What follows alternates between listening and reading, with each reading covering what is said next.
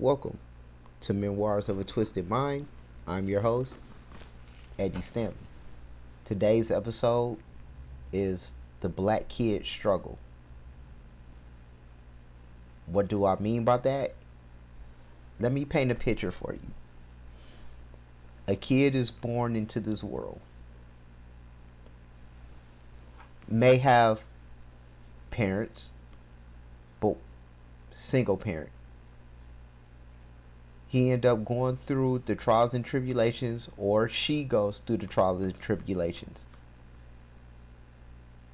You're already at a disadvantage if you come from a one-parent household. The world already looks at you different. But it's okay because the neighborhood that you grew up in, that's the majority of this country. You may or may not know who your father is, but yet you know you lack something. You go through the world and go through life trying to figure out what's going on. You go to school, kids just like you.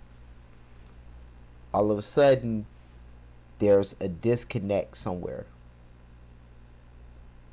Either you go down the one track, like the one path, where maybe you're a star athlete, maybe you're good at whatever, maybe you're the popular kid.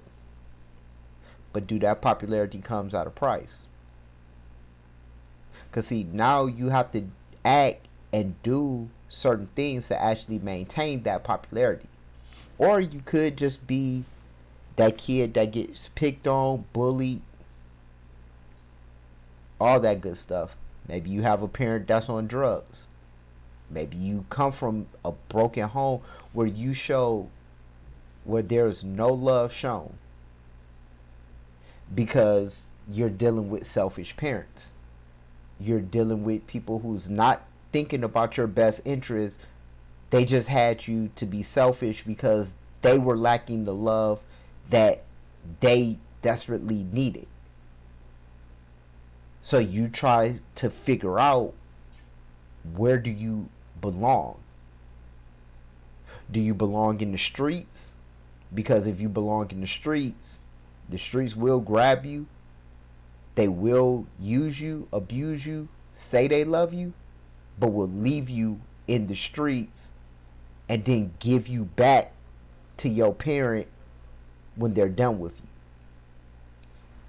Or it can just take you to be incarcerated. The world is endless possibilities. But if you're not in a good place to actually receive it, then you're done.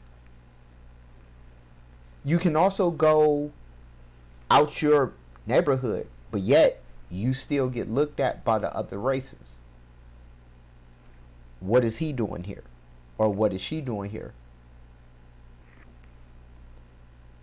Where you have no clue of how to be this type of person in an environment outside your own neighborhood. I mean, you can sit back and say, I represent the hood, but yet, like that song says, why are you dying over a neighborhood that your mama's renting? Automatically demands respect. But yet, if you go outside the real world, you understand that respect is earned, not given. You can sit back and say you know how to live life. And then you end up having a kid at a certain age, and then that's when everything got to change. But because you didn't grow mentally, what really changed besides more responsibilities? If you're a man, it don't have to be responsibility, because you can actually be what they call you, a deadbeat dad. For a female, you can pretty much do the same thing, just with a kid in your house, with somebody that's actually raising your kid. You try to search for like a place to belong, but you really don't know how to do because you're stuck in the hoods, in the projects, in the ghettos. You want to do something different, but you don't know how because you really don't have a positive person in your life to teach you how. So you do everything that you do to survive, of saying, I got to make this bread. So I'll end up doing the one thing that could probably change for the worse, not for the better, if you don't have a game plan. It's hard to actually try to adapt to a world or different places that they look at you different, that you get seen as a liability,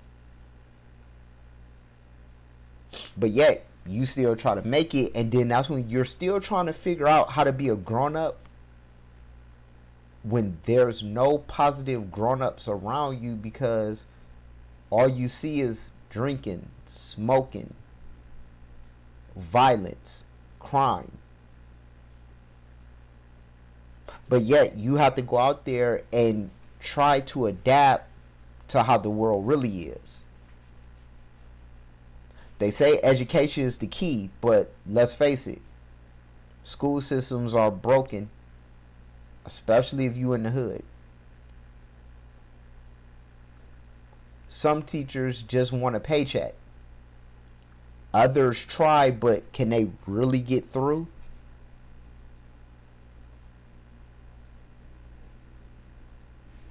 Are you just somebody that's actually just, I'm laid back, go with the flow?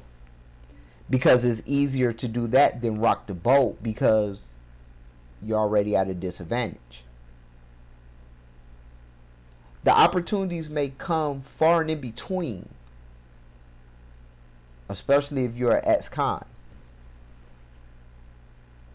or you had a substance abuse problem. People wait for you to relapse, or they wait for you to rob them. Yet when you do something different, say if you're trying to get your kid back, that's a red flag. Then your kid get put in a foster system where maybe 2 out of the 7, your kid end up in a good place, but you're fighting to get back, like you're fighting to get your kid back, but you can't because you're at a disadvantage. We struggle every day just to actually make ends meet when we know we deserve better, but yet this is the only thing we can afford.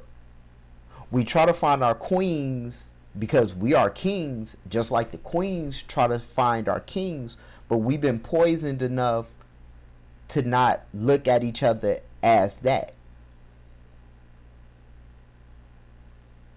Hard work and sacrifice is no longer available in our community because we've been taught to not look after ourselves or look out for one another. We say things disrespectful to each other, not expecting that repercussions may come, and then that's when everybody plays for keeps. Genocide can be a most messed up thing ever in life. But yet, nobody want to listen. You go to the churches and everything, and sometimes the person that's standing on the pulpit is just as corrupt as you, saying that he's giving the word of God, but yet he has the plate hand out saying, hey, church need more money for this. But don't pay attention to what he's doing, because he's riding around in the Cadillac and the lights in the church still acting funny.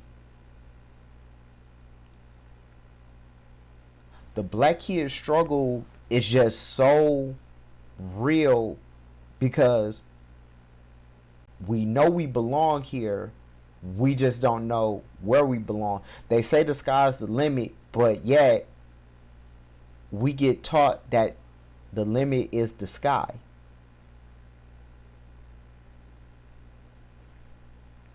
You can be one of the people that actually make it out of the black kid struggle. But you got to work harder than your counterparts. But yet, we are the ones that influence a lot of things. We're the dangerous ones.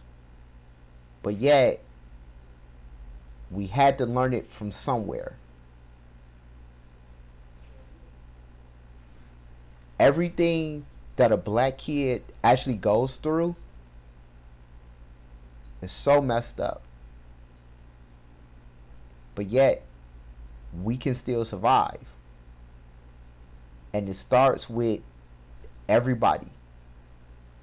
When you look in the mirror and you look at that beautiful, beautiful black face, that's where it starts. This has been Memoirs of a Twisted Mind. I have been your host, Eddie Stanley. And the question I got for you is, what are you doing different today?